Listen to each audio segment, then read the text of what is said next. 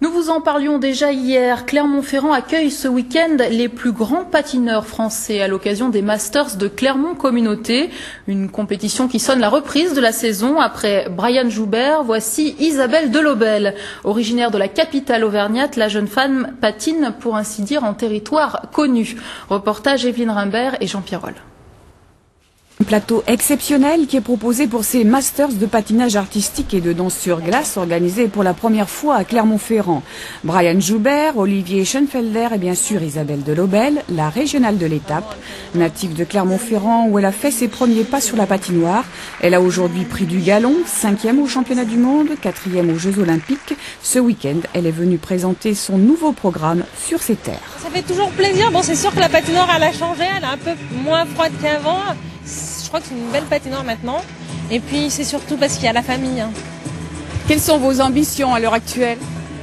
Pour cette saison, c'est bien sûr de gagner des grands prix et bien sûr de faire des médailles, voire de gagner les Europes, les championnats d'Europe et puis les championnats du monde qui auront lieu à Tokyo en mars. Isabelle Delobel, jamais sans Olivier Schoenfelder, son partenaire sur la glace depuis 16 ans. Une longévité exceptionnelle pour un couple de patineurs. C'est vrai que c'est assez rare. Patiner aussi longtemps dans notre discipline, ça se fait, mais avec la même partenaire, c'est rare. Donc c'est vrai qu'il faut s'entendre bien. Et puis, je pense aussi que c'est une question d'objectif et d'aller dans le même sens. Compétition de très haut niveau puisque les meilleurs Français s'y affrontent et prennent ainsi date pour la suite des grands événements de l'année.